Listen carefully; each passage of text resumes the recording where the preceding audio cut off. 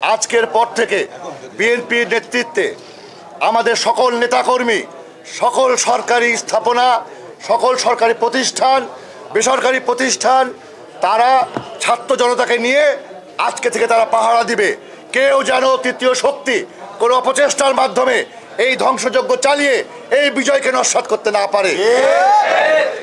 তাদের প্রতিটি খুনের বিচার, এর পাশাপাশি বিগত আন্দোলন সংগ্রামে আমাদের যে ৫,০০০ নেতাকর্মীকে হত্যা এবং গুম করা হয়েছে, সকল বিচার করার লক্ষ্যে আমরা আপনাদের মাধ্যমে আমাদের রাজশাহী বিভাগীয় তথা দেশবাসীর কাছে আমাদের মেসেজটি পৌঁছে দিতে চাই। যারা গ্রেপ্তার হয়েছে অনতি বিলম্বে আগামী ৪৮ ঘন্টার ভিতরে তাদেরকে মুক্তি দিতে হবে।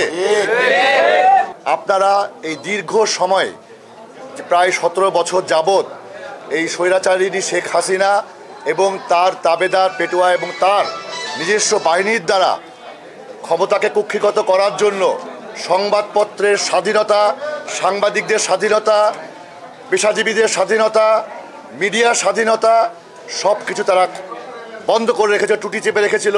বিভিন্ন ধরনের নিষেধাজ্ঞার মাধ্যমে, বিভিন্ন ধরনের হুমকির মাধ্যমে, টেলিফোন কিংবা তার বিশেষ সংস্থা তারাও ফোন করে আপনাদেরকে এই সমস্ত নিউজ যেটা সত্যনিষ্ঠ বস্তুনিষ্ঠ সেখানে আপনাদেরকে বাধা দিয়েছে।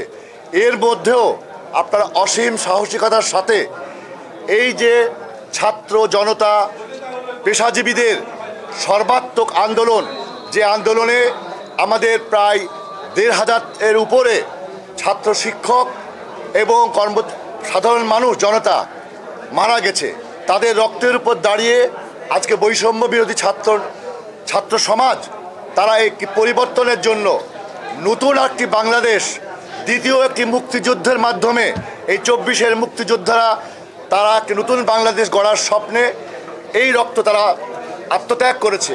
তাদের প্রতিটি রক্তের বিচার, তাদের প্রতিটি খুনের বিচার, এর পাশাপাশি বিগত আন্দোলন সংগ্রামে আমাদের যে ৫,০০০ নেতাকর্মীকে হত্যা এবং গুম করা হয়েছে, সকল বিচার করার লক্ষ্যে আমরা আপনাদের মাধ্যমে আমাদের রাজশাহী বিভাগীয় তথা দেশবাসীর কাছে আমাদের মেসেজটি পৌঁছে দিতে চাই। প্রিয় ভাইয়েরা আমার, প্রিয় সাংবাদিক ভাইয়েরা আমার, আপনারা আজকে দেখতে পাচ্ছেন আমাদের গরম এবং এই ভাঙচুর, এই ভগ্নদশা অফিস, যে অফিসে কি বৃহত্তম দলের অফিস, সেই অফিসকে কীভাবে তছনছ করে দেওয়া হয়েছে, এটি একটি জ্বলন্ত প্রমাণ। তারপরেও আমরা বলবো যে এখানে আমাদের সুনির্দিষ্ট কিছু প্রস্তাবনা আছে, কিছু ইনস্ট্রাকশন আছে, যেটি আপনাদের মাধ্যমে আমরা দেশবাসী তথা রাজশাহী বিভাগের সকল পর্যায়ে মানুষকে জানাতে চাই। আমরা অনতি বিলম্বে বাংলাদেশের অবিসংবাদিত নেত্রী, গণতন্ত্র আন্দোলন সংগ্রামের নেত্রী, যাকে অত্যন্ত নিষ্ঠুরভাবে, অমানবিকভাবে চিকিৎসাবিহীন অবস্থায় তাকে বন্দি করে রাখা হয়েছে এবং তিনি সহ সকল রাজবন্দির মুক্তি দাবি করছি। রাজশাহী মহানগর বিভাগীয় বিএনপির পক্ষ থেকে আমার দলও সেটা চেয়েছে।